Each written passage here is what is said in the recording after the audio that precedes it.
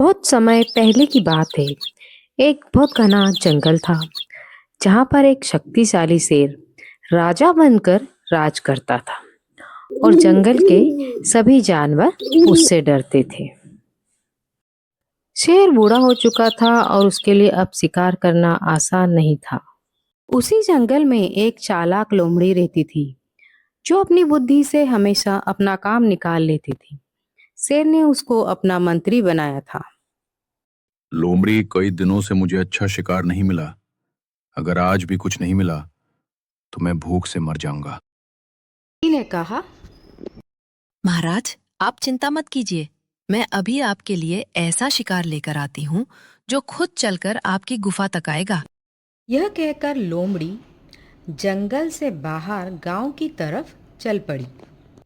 गांव के बाहर उसे एक गधा दिखाई दिया जिसका मालिक उससे बहुत काम करवाता था और उसको मारता पीटता रहता था। कुछ देर बाद लोमड़ी गधे के पास जाती है और उससे मीठी आवाज में बोलती है, अरे गधा भाई, तुम इतने दुखी क्यों हो? क्या बताऊं बहन, मेरा मालिक मुझसे दिन रात काम कराता है। न भरपेट खाना देता है और न आराम। अगर तुम चाहो तो मैं तुम्हें एक ऐसी जगह ले चलूं जहां हरी हरी घास है, मीठा पानी है और कोई काम भी नहीं करना पड़ता। गधा खुशी से उछल पड़ा। सच? ऐसी जगह भी है? लोमड़ी मुस्कुरा कर बोली। हाँ, चलो मेरे साथ।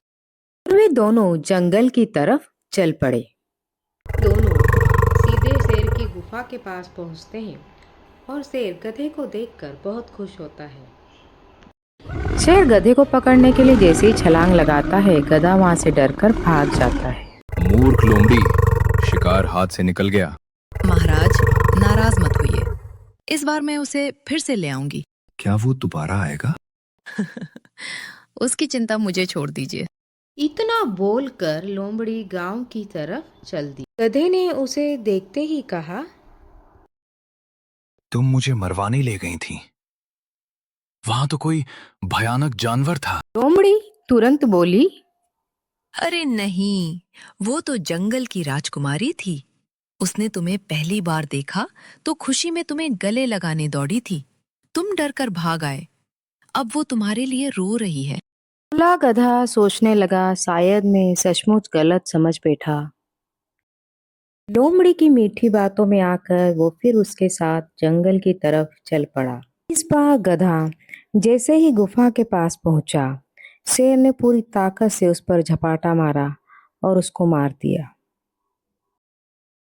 शेर बहुत खुश हुआ। उसने लोमड़ी से कहा, मैं नदी में जाकर स्नान करके आता हूँ। तब तक तुम शिकार की रखवाली करना। इतना बोलकर स्नान करने के लिए चला जाता है। शेर के जाने के बाद लोमड़ी सोचने लगी, गधे का दिमाग तो बहुत स्वादिष्ट होता है, मैं इसे ऐसे कैसे छोड़ सकती हूँ। सोचने के बाद लोमड़ी ने गधे का दिमाग खा लिया। इधर शेर खुशी खुशी स्नान करने लगा। शेर जब स्नान कर कर वापस आया तो उसने लोमड़ी से पूछा, लोमड़ी, इसका दिमाग कहाँ गया? महाराज, इस गधे के पास दिमाग होता तो क्या ये मौत से बचकर भागने के बाद दूसरी बार यहाँ लौट कर आता? शेर कुछ देर तक सोचता रहा, फिर बोला, तुम ठीक कहती हो। जिसके पास बुद्धि होती है वो एक ही गलती दोबारा नहीं करता। सुनकर लोमड़ी मन ही मन मुस्कुराई और शेर भी संतुष्ट होकर शिकार खाने लगा। किसी की भी मीठी मीठी बातों में आकर बिना सोचे समझे कोई भी फैसला नहीं लेना चाहिए।